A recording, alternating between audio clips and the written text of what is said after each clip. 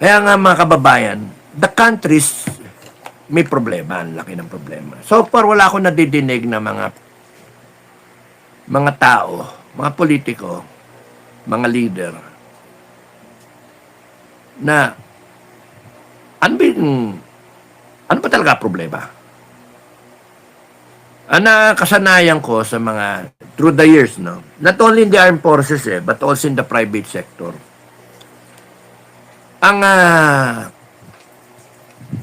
Hindi ka pwedeng mag-isip ng solusyon kung hindi mo alam ang problema.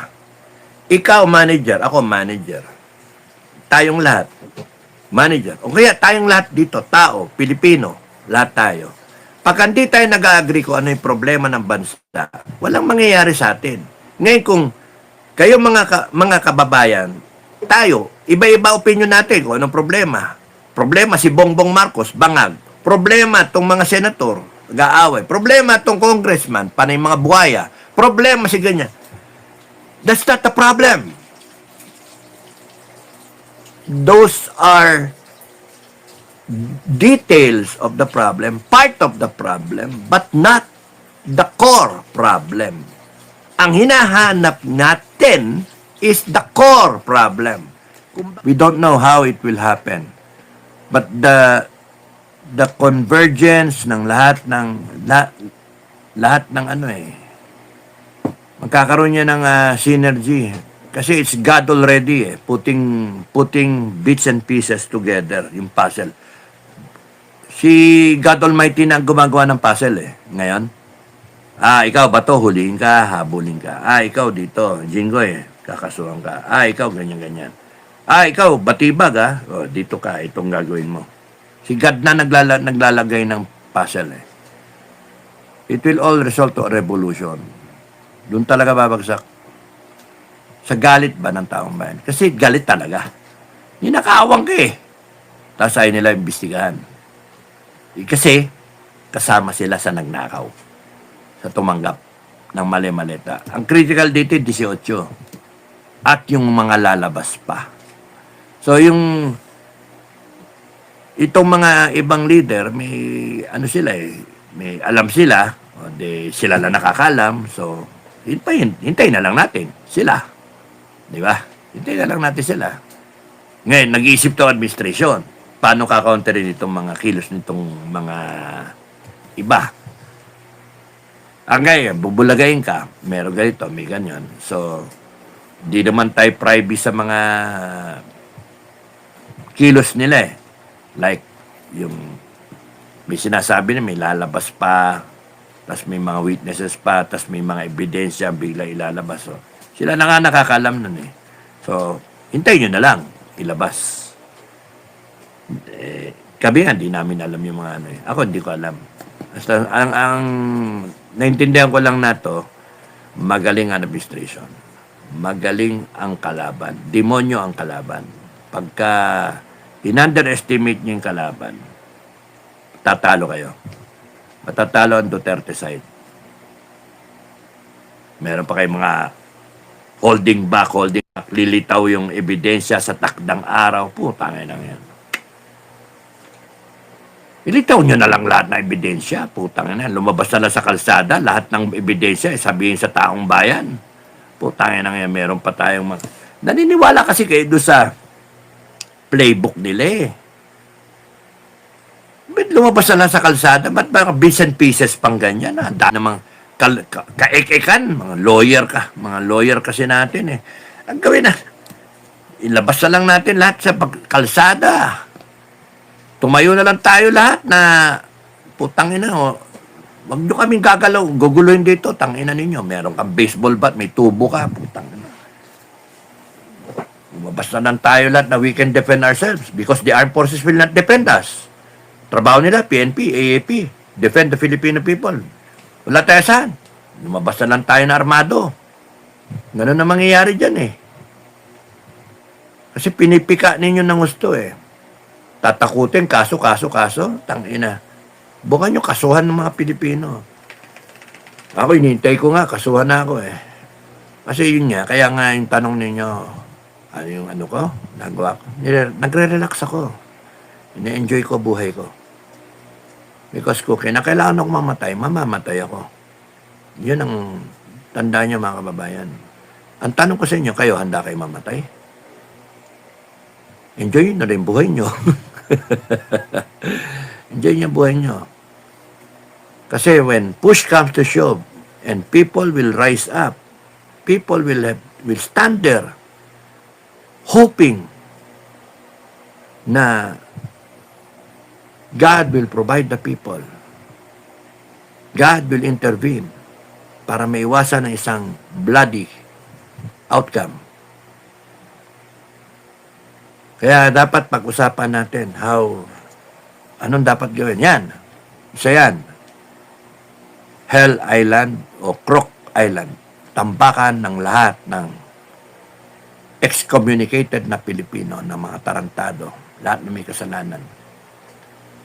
Pati mga drug addict, nalagay na lang natin dyan. Di ba? Lahat sila. Mahuling drug addict, dyan na lang lahat. Bawal bumisita, bawal lahat. Hell Island nga eh. Bibigyan nyo ng whatever para walang gwardiya doon. Ang gwardiya nasa dagat. Nasa barko. Ang gwardiya, Navy, Coast Guard. Nandito sa malayo. Then why don't we hear everything? Why does it have to be dito sa venue na yan, sa venue na yan? Kontrolado nila eh. Sino makikinig? Ngayon nga, kita nyo, hindi maimbestigahan eh. Kontrolado nila. Ngayon yung ilalagay dyan sa Senate Blue Ribbon Committee, tinatapos nila yung majority ngayon. O, paano? Paano lalabas ngayon yan?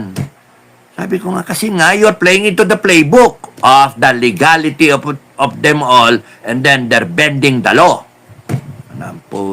You're playing in their playbook eh. Yun na mahirap eh. Wala na playbook. Labas ka agad. Boom! Protektahan. Yung 18 na yan. Patay kung patay. Gusto namin madinig yung katotohanan. Ano ba? We don't have time. We do not want this economy to fall down. We do not want our country to be dragged into a bangag country, communist country. If there is something to be heard by the Filipino people, let's hear it. Now. Wala nang maraming drama. Kung yung 18 na yan, meron ba kayong mga gamit? Lumabas kayo. Fully armed. Lumabas yung 12, fully armed. Lalabas kami lahat, fully armed. Ganon. And then, yung mga tao gusto lumabas ng armado, lumabas kayo armado. Because we have to protect the truth. We have to protect this country. Anak ng putya, punta ka sa korte, pupunta ka sa papile, ganon. Tatawanan lang nga, ayan, kita nyo. Hanggang ngayon, walang hearing. Ganong katagal na lumabas.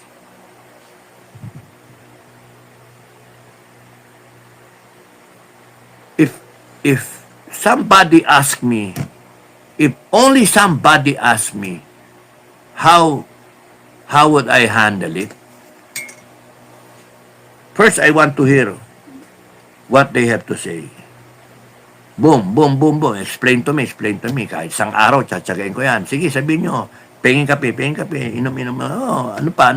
And I ask the questions. And then, pagka nakita ko yung grounds talaga, utang na, sige, lumabas tayo. Lumabas na kayo armado. Labas kami armado. We will protect you. Lahat ng tao, labas armado. I want everybody to hear yung sasabihin nyo. Hanggang ngayon, wala tayo alam eh.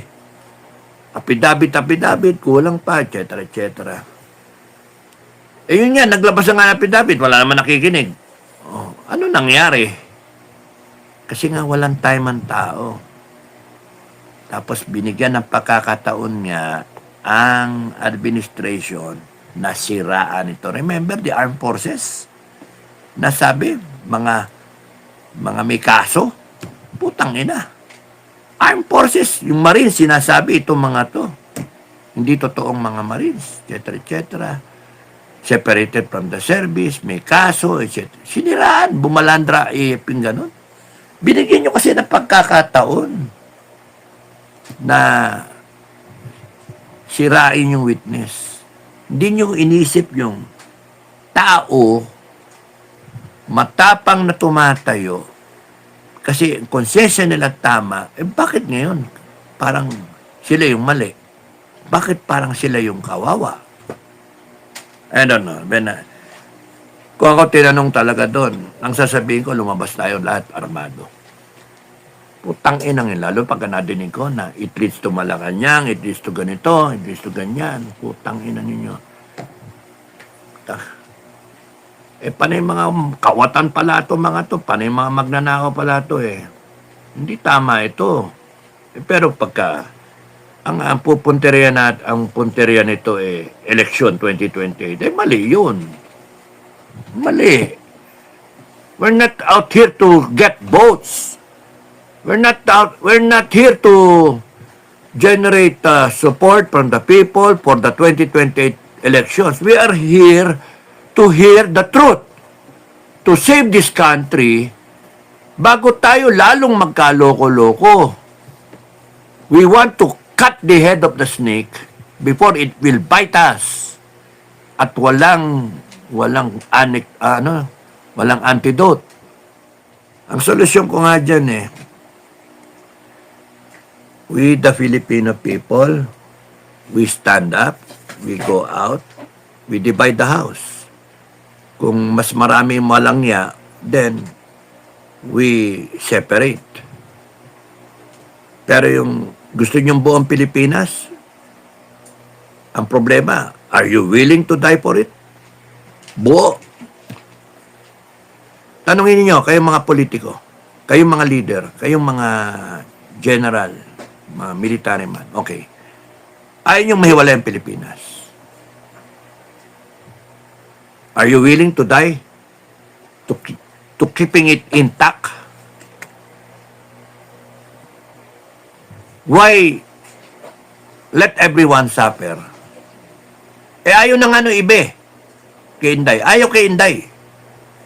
Kahit sa AFP, merong ayaw kay Inday. Kaya sabi mo, Kaloy-Stick, 3 grupo. May pro-BBM, may pro-Inday, may pro-Junta. Yun yung nasa gitna So, paano? Because this administration is successful so far na hatiin talaga. How do you destroy democracy? By dividing the majority. Making them all silent minority. O silent majority. Wala. Hati-hati na. Walang makatayo. How do you save the country? By uniting the country. Hindi mangyari kasi divided na nga by separating parts of the country. Para matauhan yung iba. That's the only way nga para mapayapa. Pero ano nga so bahala na lang sila sa mga kanya-kanyang plano. Basta ko I can fight and then yung susunod sa akin, sumunod kayo. Follow me. Pero di tama yung nangyayari. Kanya-kanya kasing mga agenda, hindi tama. Pero with all due respect, I will not sacrifice lives just like that.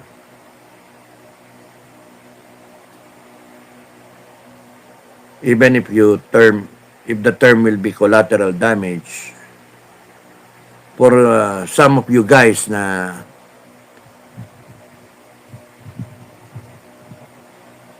huwag na pwedeng iwasan. There's a smart way of doing it. Kaya nga, problema nyo armed forces. Disband nyo armed forces. Tawagin nyo lahat na reservists. Fall in line. Boom. Roll call. Lahat ng reservists. May listahan ngayon. Kayo, alam nyo, reservist kayo, di ba? Alam nyo kung reservist kayo. We the Sovereign Filipino people, we are calling on all reservists. You come out. Bring your weapons. you wear white ribbon. Kung doon kayo kay Marcos, doon kayo pumunta sa Malacanang. Magkaalaman tayo.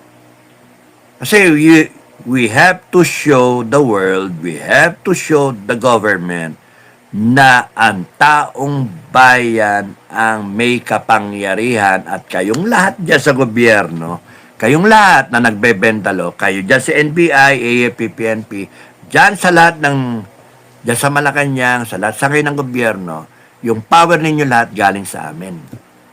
And you are pissing us off. Putang ina ninyo. We have enough already. That's why, boom ko na. Tumayo ang tao. Tingnan ko kung sino matapang dyan. Pagka alam niyo style nila, tinatakot kayo mga kababayan. Tinatakot kayo para dapat baliktad eh. Sila dapat na matakot sa atin. 120 million Pilipinos. Ha?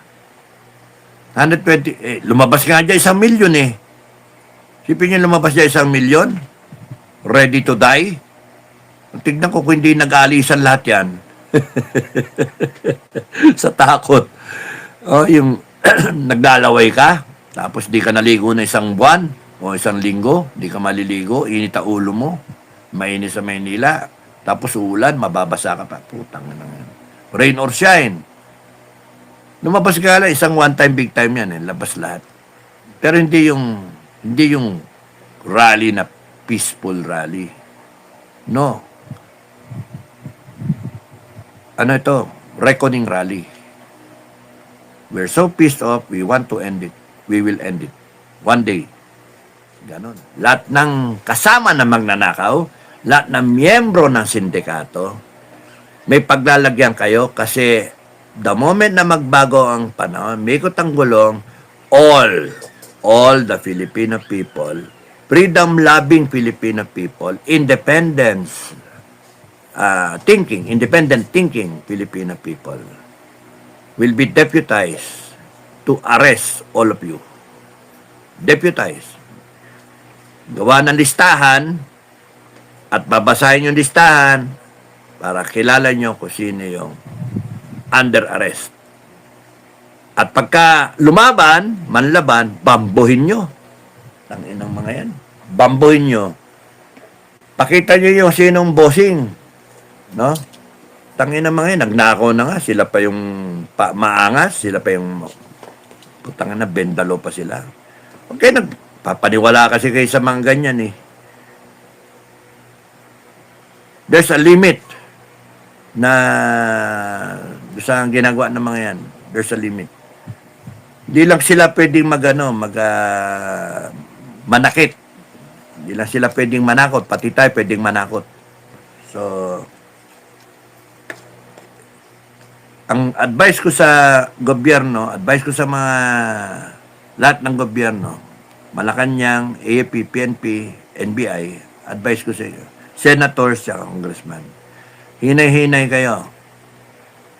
Kasi kung hindi nyo nakikita, malapit ng katapusan ninyo. No? Ang katapusan ninyo, taong bayan tumatayo, nagre-revolusyon. No? Armado ang taong bayan. Wala kayong magagawa doon. Kung mag-order kayo ng supilin, ang taong bayan, ano tawag doon? Yung banatan nyo yung taong bayan, bangbangin ninyo, babangbang din ang taong bayan. Patay kayo. Hindi nyo pwedeng basta-basta.